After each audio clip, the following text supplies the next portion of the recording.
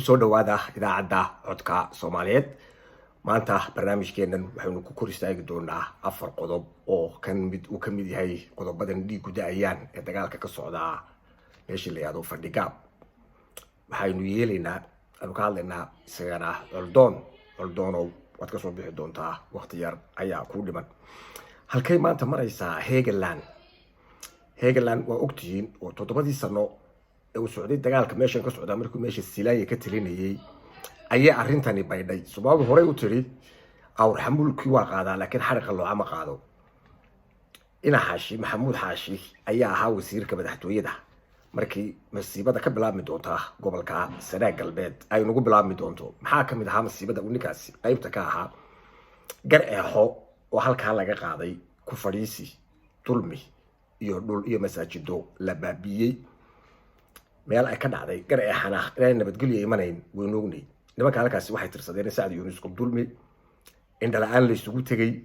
sharci darro lagu sharciyeeyay oo xukuumadii kulmiye ee waqtiga joogtay ay ku sharciyeysay ninka Maxamuud Xaashi leeyahay ee wasiirka ahaan jiray madaxtooyada oo markii dambe halka mushaar ugu bilaabay ciidan beeleed isaga beeshiisa ka soo jeeda Muuse Biixi iyo Heegaduna ay mushaarkii wali sidii uu sii waday kuwaas oo ciidanka qaranka ee taqaanaan ciidanka jeegaanta ciidanka ku hoos laran ay yihiin dhiigii Saad Yuunus oo nimanka jindagaagay la yiraahdo waxa hore u taqaaneen nimanka loo oran jiray ahli sunna wal jamaa ee gobolada dhexe joogi jiray waa la bedelay ahli qaad wal qado nimanka la yiraahdo ee garxajiska u tirada badan leh ama kuwa ciidamadaha sita garka hunguriga ama kuwa siyaasiyiinta sheegta ama kuwa xildhibaanada sheegta saddexdaasina waxay noqdeen tiirkii labaad ee loo sii cuskaday ee nimanka halka fadhiyay bariga ee Silaaya xukuumaddiisii si dhaxraacay tii dambena u jabiyay gacaare loo jiray iyo jabadaas markay ka baxday dulmigii halka lagaga hayay reerahooda oo kayla maanta socda ay nimankaasi dhamaantood ku wada tiraabeen inay nimankaasi khaldan yihiin hub kara dhigaan isdhiibaana iyaguna ay caanahooda ka helaan waa hagaag meesha Maxamuud Xaashi iyo groupka kulmiyaha isku dhaxayay imka kulmiyihii bariga iyo kulmiyaha galbeedka waxay u noqotay pressure point meel ay ka cadaadiyaan nimankan heegada ee Hargeysa fadhida oo mar allaale markii la baahdo la dhaqdhaqaajiyo sidii Nagorno-Karabakh meeshii la yiraahdo 40 sanadood xabadu ka dhacayso ee Armenia iyo Azerbaijan isku hayaan mar walba waa la damiyaa Nagorno-Karabakh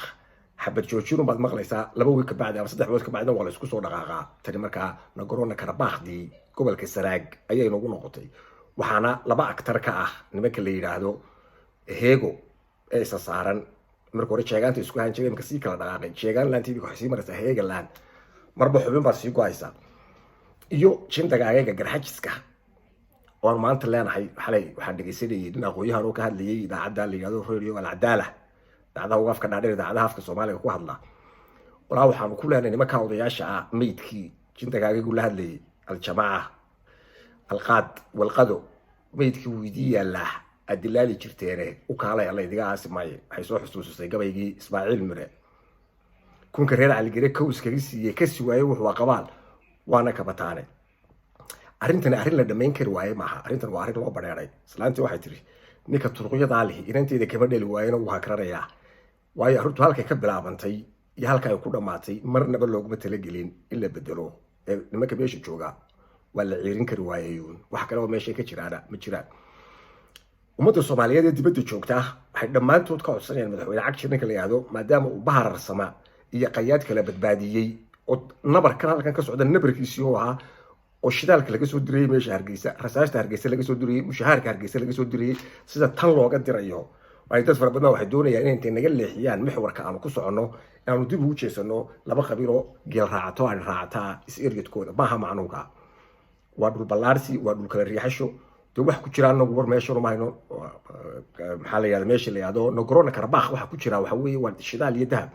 halkan lafteeda aanu dib ugu noqono waxba ku jira fara badan waxaan ka weyn nin la dilay laba la dilay nin baa nin dilay wada dhisaya horaan nabad loo xiraalay nugu nabad marka la xiro nin lama dilo wayba dhici kartaa ninkii ninka dilay lama soo qabanin khasaarihii shanlaabkii ayaa maanta yaala kadibna dib ayaa Yackoog lagu soo tubay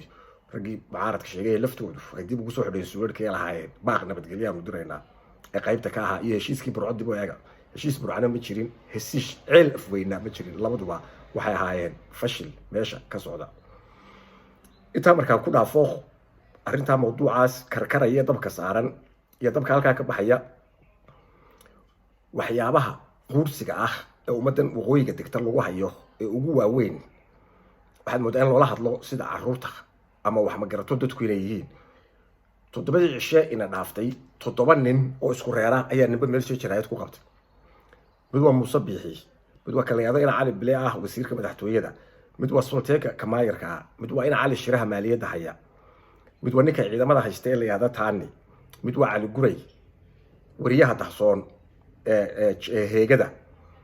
ninka kale ee soo raaca waxa weeye Sulteeko khudbadihii ay akhriyeen ayaa baladii soo koobaya sida ay u sameeyeen khudbada Muuse Biixi 14 daqiiqo ay socotay 14 daqiiqo ay socotay waxay soo xusuusisay xadiisul quduskii Tijaal Cawar markuu waa khudbadii Tijaal Cawar ayaa soo xusuustay ilaahayna gaga madhiga Tijaal Cawar uu ka Italian yahay wuxuu neefka ku dil waxna way u dheeriyeen hadallada uu meesha ka shubayay waxa kamid ahaa dalkan inqilaabay ilaahay ugu mahadnaqa heegoy baa ku qarsoon meeshaas oo xadfan heegoy inaan wadanka idii qabtay xoogoodu ugu qabtay iduu ka sharci u lahayd ilaahay ugu mahadnaqa halkii fircoon roob baan keenay waa khudbadii 25aad ee uu akhriyo ee roobka ilaahay baa keena adigana lagama sugaynin xilligana adigu ma bedeshid fircoon ninkii oran jiray waxa lagu yiri markuu dadka ana badna nooleeyay badna diluunina dileena sii daayay qorraxdu waxay ka soo baxdaa bariga galbeed ka soo saar fabuhita ladii kafar ayadu quraanka ay uu waashay meel alla meel u dhaqaaqo garan waayay kii gaaloobay roobkan lagu wareegaya khudbad fircooniga ee meel ay ka socoto iyo meel ay u socoto inaan garanayn roobka ilaahay baa keena ilaahay baa uga mahad celinayna roobka uu noo keenay maxaad adigu dadka iyo dhulka u qabatay weeye after inqilaabkii ee roobka ilaahay baa keenay adiga maga lagaaga maaha waxa weeye macna darada khudbada soconaysay iyo khudbadu ee Tijaal Cawar waxaad arkaysaa cid u soo qortay aanu garan maayo in Cali Bile iyo aniga ugu maqaalaha iyo waxa ugu Sulteeka waxaan qoraa marka saddexdan nin inuu isagu iska qortaa u dhaamil hayd baan u maleynaya isagu muxuu qabtay waxa uu isagu qabtay ugu weyn ee uu gaaray ee ummadda oo dhan isku raacday bari ilaa galbeed ilaa waqooyi waxa weeye inuu inoo qabtay arrinta la yiraahdo beertii Cismaan Dacays oo noqotay beerta raaxada iyo islaantii Xaaji Ibraahim gal ka dhintay oo budget la isku haysto hadii kale guriga laga rarayo waxaan mar labaad ugu celinaynaa ninka la yiraahdo Cagjar madaxweyne Cagjar inuu arrinta gacanta la galo goboladaas sanaag ka taagan ama fadhigaaba haato ama ceel afweyn haato ama kuwa jabhadii xagga shishe galay ee aan lagaba hadal ha ahaatee siduu bahar same iyo u dhex galay nimanka la yiraahdo qayaad meesha nidaamka jira heegadu iyadoo isku dhex wareegaalaysiisa Hargeysa hadii dhaaftanayada burisida Hargeysana waa la isugu imanayaa marka waxaan ku codsanaynaa inaanay daaroodnimo qaadin noqdo madaxweyne Soomaaliyeed oo arrinta gacan la soo galo ciidan kilalka sharaad ka tirsan dadka kala badbaadiyana loo keeno si kale lagu kala badbaadaya ma jirto khudbadii odayga Muuse Biixi baan sii wadnaa itaal darada waxa qabasho la'aanta aqoon darada waxa kamid ah maskax baa ilaahaynaysi hadaa ilaahay maskaxayna siidada sideen u joogna dhulka marka hore bila maskax baynu ahay qaadka ma joojin karo waxa meesha ka socdo oo dhan waa dayro waa khudbad Tijaal Cawar sababtan ugu mitaalay khudbada waa nooca waa dayro lacag ma haysano cashuurtii hoos bay nooga dhacday meel alaaliye meel uu joogno garan mayno xataa ka sii darayd oo Cali Guray xusuusiyay waxaan ku leeyahay farmaajo ku dayo oo barnaamijkii loo bixiyay xanaano kiisii dheegashadii aan hore uga wada hadalay ee uu ku caana maalin ninka jeeraha la yiraahdo inuu wax allaale iyo qofkii dhaqaaqaba aanu isagu fakirin hal abuur aanu lahayn iba bixis aanu lahayn wax allaale wax bini aadamku ay qabtaan oo aad ilaashato dhaqanka waxa la ninka la yiraahdo waraabuhu ma ugaarsi tago libaaxa uu busugaa libaaxu marka uu neefka qabto ee uu ka dhargo ama uu qabto ayay raxan ku weeraraan oo ay ka dhacsadaan waxa uu libaaxu qabtay tii ayaa wali nagu socota wadadii uu Cali Guray kula tiriyay in adeerkii ku qaaday farmaajo wakii 5 milyan dhigay ee ummadda Soomaaliyeed gees ilaa ka gees loogu qaybinayo 3 milyan baan meel ku shubay buur oo been ah oo idin boogtiin lacagtii abaarta ee Maxamuud Xaashi loo dhiibay guriga Birmingham lagaga iibsaday isaguna wuxuu guriyo ka iibsaday wadanka ayaa la yiraahdo EU-da Arab Emirateska teedii weeye waxa kale loo hamay diglay waan meeka tujaarta in lacag lagaga urursado lacag ii soo ururiya ganacsatooy lacag siiya ninka la yiraahdo Maxamed Cali Bile wasiirka haysta madaxtooyada khudbadiisii isaga u dhaadhacno wuxuu 10 sano horumar wadan kuma gaadho waxa weeye dhaqaalayahan cusub oo caalami ah oo ka cilmi badan ragga adduunyada soo maray ee aanu naqaanay oo dhan maalintii inqilaabka loo ololeynayana wuxuu lahaa 9 bilood na siiya xukunka u sarreynayso cadaaladu xukunka waa in Cali Bile sarreynayo iyo heego ayaa nagu soo baxsaday boqortooyo heega baa loo baahan yahay waxa si toos ah hadalkiisa marka la fasirto macnaheedu waa waxa lagala soo baxaya 10 sano cabirka laga qaatay waa gurigii xagga dambe laga boobay odayga Xasan Dalab buurta kala jeexan laga dhex dhisanayay boqortooyadii fashilatay xagga imaaraadka ka soo fashilatay iyo xagga gudahaba iyo xagga shacabka dibadda jooga aan ugu mahadnaqayno dhammaan shacabka dibadda jooga ee dulmidiidka dadka hadaladiisi waxa kamid ahaa waa isagu meel kale uu wakiil ka yahay isaga iyo 5 nin ee isa saaraa ee madaxtooye lahaa ee military lahaa ee maxkamad sare lahaa ee madaxweyne lahaa ee maaliyad lahaa meel kale oo wax ka saaran yihiin ma jirto meesha wax ka saareen waa Gabiley uu ku soo celiyay Gabiley baanu dhisnay oo weekaysiinay gobolka cagaagan New York berberaanu dhisnay koridoorkii u dhaxeeyay baanu dhisnay togo jalaab imika koridoor kale ku sii wadnaa intuba waa 30 kilomitir ee cagaagay baa la isku dhex wareegaya hadaladiisi kale kamid ahayd suurad fara badan baanu soo iibsanay ay dadka markii hore gaaja mudka xalxalisay halkan idigu yimi aru gudbo khudbadii ninka leeyahay Gaafadhi iyo ina sulub wuxuu timirtii horeba dab loo waa matara jaqfaala baqal u soo fuula horta jireba ku daal ayay hadana ahayd waxa halka khudbadii kamid ahayd ina sulub iyo ina Gaafadhi ay ka akhriyeen sanaag ina sulub la qaasatan dawladda heegad u gacan biraya ku qabanaysa ina sulub wax dawlad Soomaaliland la yiraahdaa oo meeshan ka jirta ma jirto hadaa adigu markii hore waxaad u socotay ay kursi ahayd alxamdulillah way hadaad weydayna raxmakallah way dawladda jeegaan laantii bay uga dhacday levelkeedu hoos abriqiyaas qiimka maanta ay maraysaa waxa weeyaan duqsi laba baal lahaa oo baal laga gooyay ay maraysaa heega laan weeye cid ay gacan ku qaban kartaa ma jirto saan hore uga soo hadallayna eelka ka dhigay ergootoy weeye waxa meesha ka taagan maanta sanaag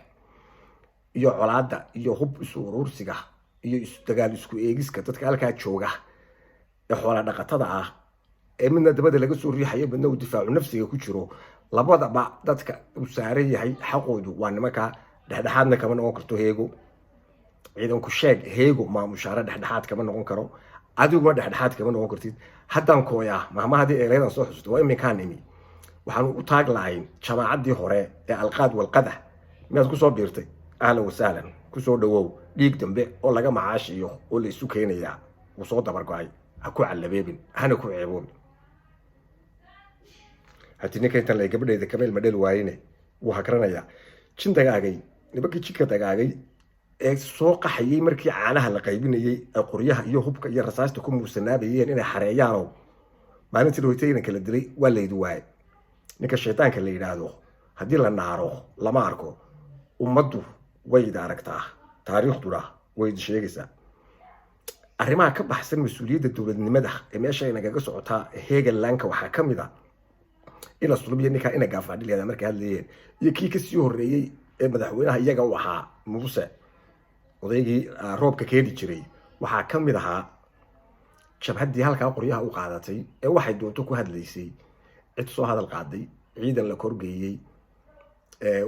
qayla dhalaan laga diray midina ma ay jirto taabacneedu waxa weeye waa la isla og yahay jabhada halka u baxday kuwa galbeedka jooga iyo kuwa bariga jooga labadooduba waxa kaloo hadaladii been abuurka ahaa ay baranay kamid ahaa in sulbo lahaa waraaq ku sawlatay shaabada Saudi Arabia waraaqii bariga hore ku dekada lagu wareejiyay noocoodiya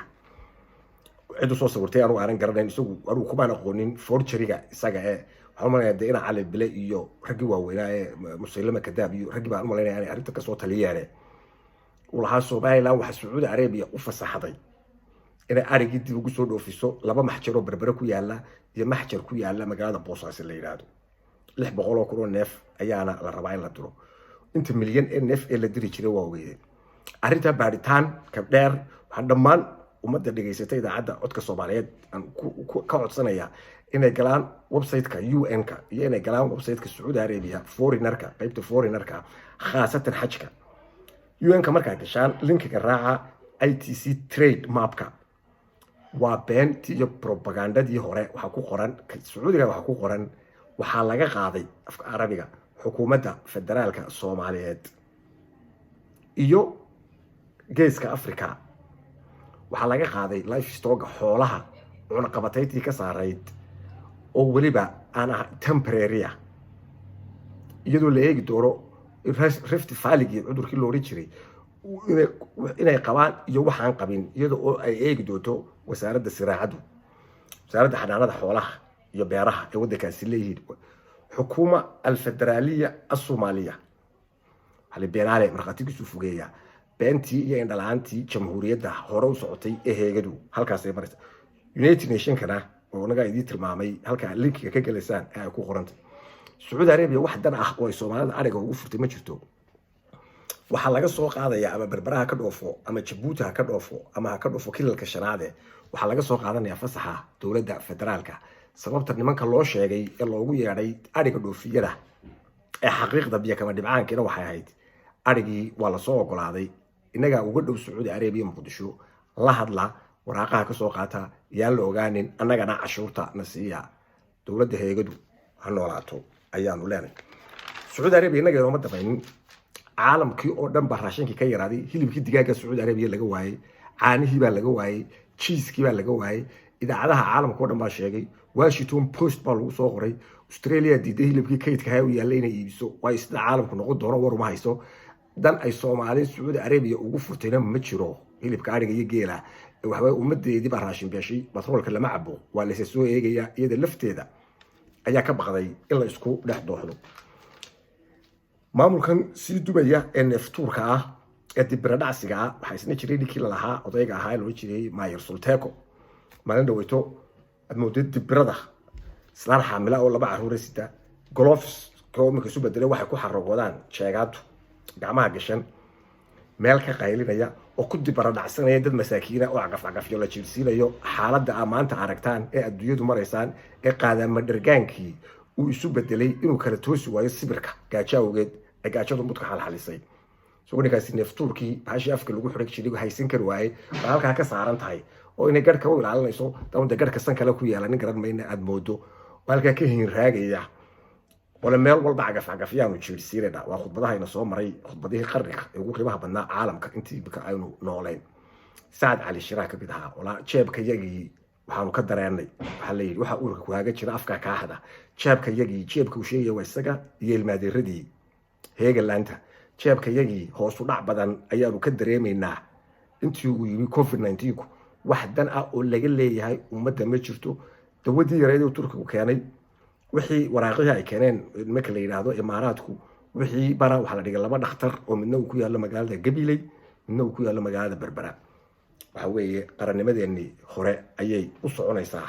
halkii aynu la rabnay alla ilaahay waxa ka baqaya baro dhow inuu ururka NATO la yiraahdo laynagu soo daro dawlad wanaaga maamul wanaaga iyo musuqmaasuq la'aanta dawladda heegada dhexdeeda ka soconaysa iyo haddaan kooygaaga cusub tirada beelay ee laynoo keenay ee enerjiga cusub ku jiro ee durbaanka u garaacaya waraaqihii beenta ahaa ee usoo qori jireen inta loo dhiibo dadka hortiisa ka akhriyaya meeyarka Boorame oo isaguna ka tirsan Jalabuteyska ayaa wuxuu laba xaas baan leeyahay wixii wax lagu faanay noqotay laba xaas baan leeyahay laba guri baan leeyahay laba ciidan baa ay kala ilaaliya mid baan ka tago tii kale anigoo la hurdaataan ka maqnaa la soo weeraray way de Jalabuteyska waxa ay Abuur ka horeeyo saanqaadkiisa leeyahay Muuse Biixi ina bile taani